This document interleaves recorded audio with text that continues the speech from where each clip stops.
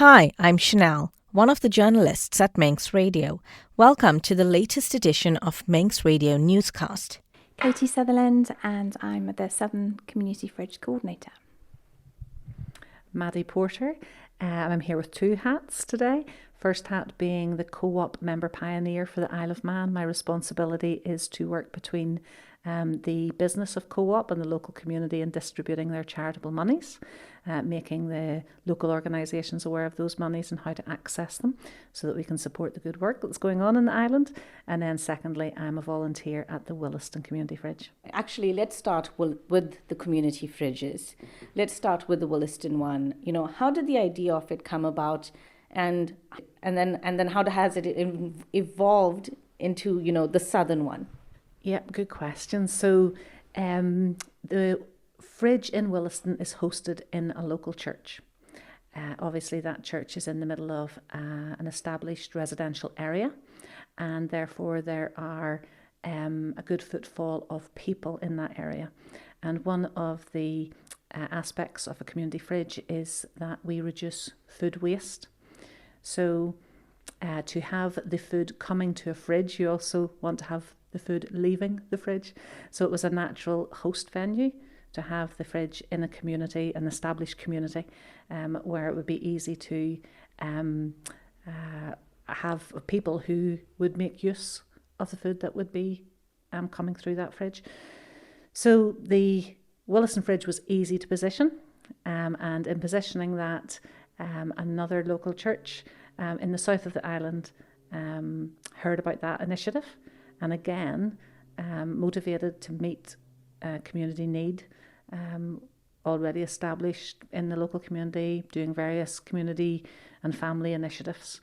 It was very easy for me as co-op to have that conversation and understand why they would want to host the fridge, appreciate that they have a strong community base in the south of the island, and it would be easy to place the food where it could be accessed. Yeah, so Toddlin is an amazing playgroup that's on Tuesdays. It's been part of the community framework for over 20 years now, so my children have been brought up through there.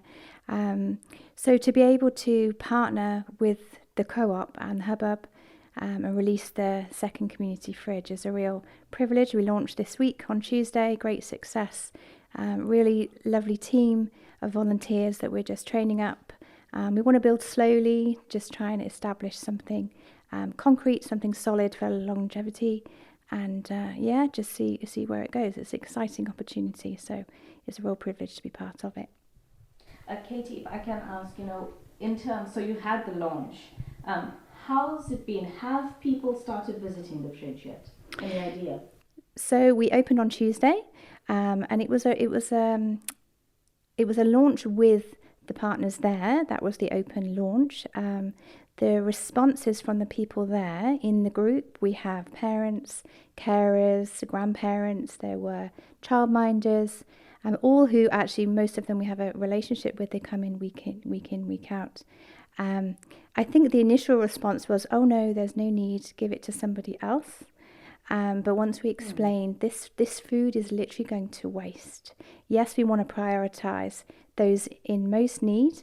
I actually invited a couple. A lady took a bag of groceries to someone in need. So we prioritised that first. And then it was literally, please help. This is going to be wasted. So once we had that mind shift of what the initiative is, and that's going to grow, that's going to build. Everything went, and everything just went smoothly. It was a really, really great day. Maddy at Williston, I know it's running for about 18 months. How has that helped the community? So our main food waste partner is Co-op. So we have 3 stores within the Douglas area that contribute food. What they contribute on the days that we collect can vary. So what comes in can be fresh goods, definitely not spoiled goods, but definitely goods that need used quite quickly. Some of those goods can be frozen, and therefore the shelf life, let's say, of those foods prolonged a little bit. So where we see our food being used the most would be with the warm space that is connected in the same venue. So every Thursday in particular, between 1 o'clock and 3 o'clock, there is a daytime social connect group or a warm space. And the whole idea is to have a warm lunch, warm welcome, warm space, and connect people where there might be social isolation or a place where they might find friendship, but also help. So the fridge is one of those helps.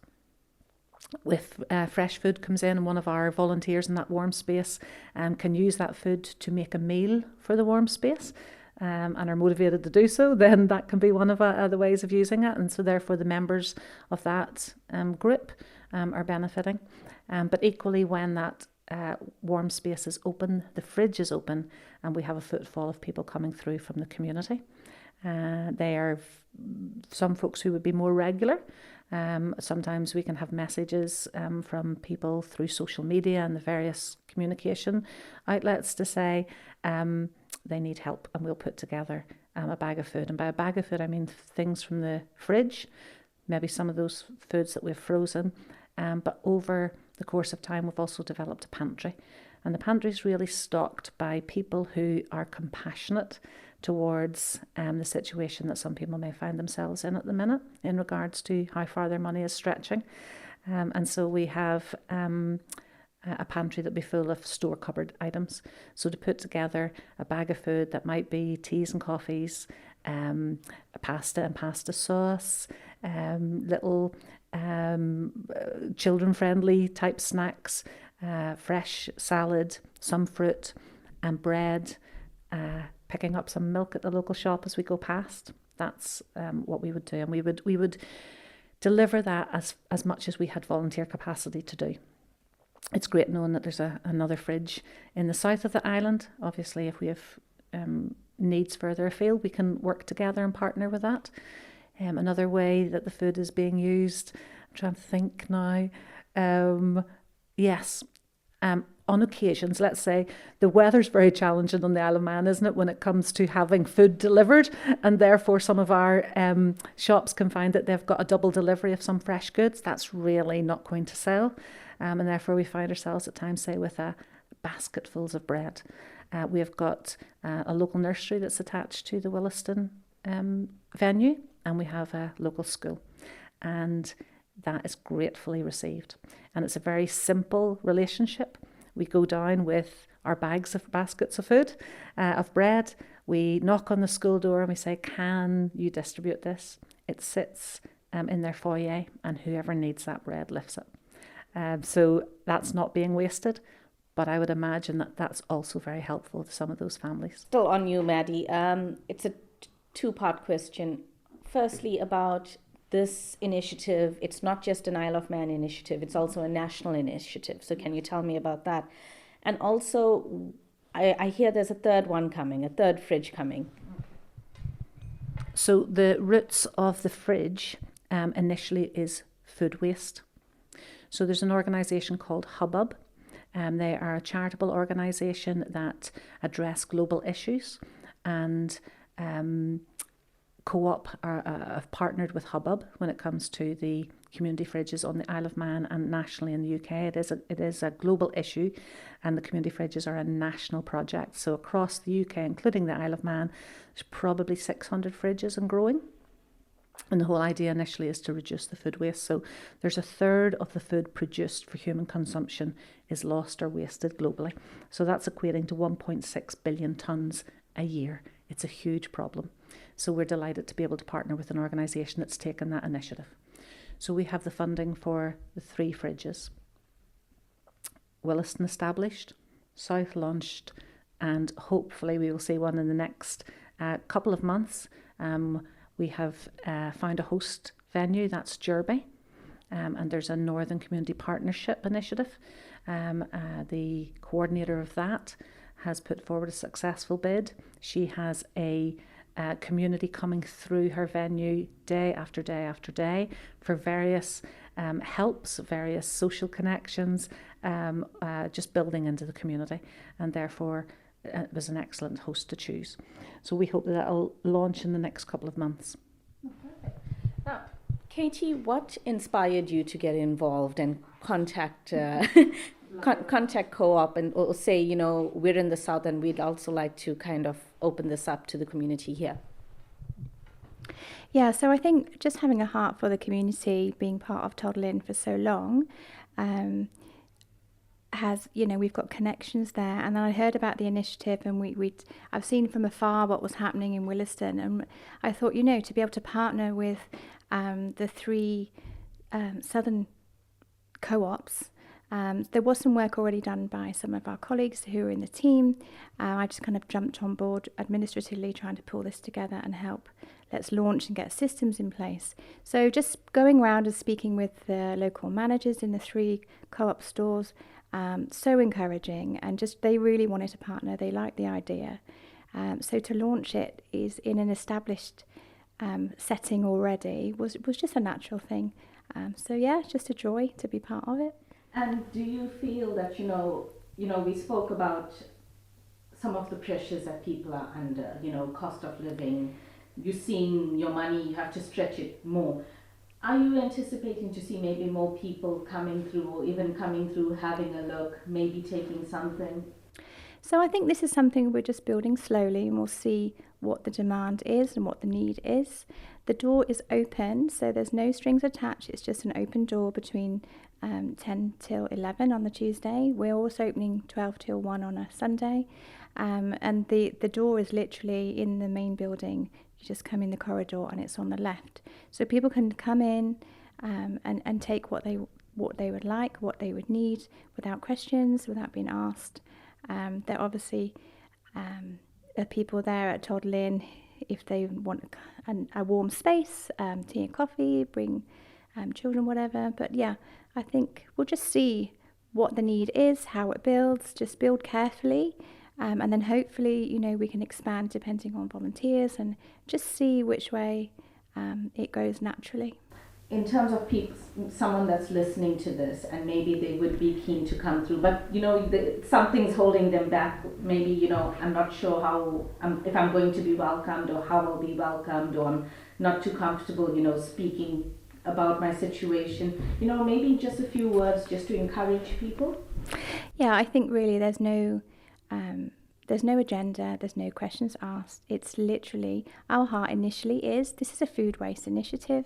This is going to be thrown away. If you can use it, that's wonderful. There's not a hierarchy of need. But if there is a need, then, and people want to share that, then obviously there will be a volunteer there who can signpost to other things. But yeah, our heart initially and the trained volunteers is for, let's not waste this food, let's get it out to the community. And if those people with the greatest need are prioritised, then that's a win in itself. I was just thinking in answer to that question as well, that everybody today is adjusting how they live. This is a global problem. The financial situation we find ourselves in is a global problem. So there's no need to be embarrassed. There's no shame in this. And again, I think the tribute to the Isle of Man, one of their best community values is that we pull together. When there is a need, we meet it. And again, I think research would show that when we are most impoverished, we are most generous. So let's be the people that we're known for, and remove any stigma and say, if we can help each other, and it's my opportunity to help you today, it will be your opportunity to help me tomorrow. 1/3 of the food produced globally is wasted. Yes.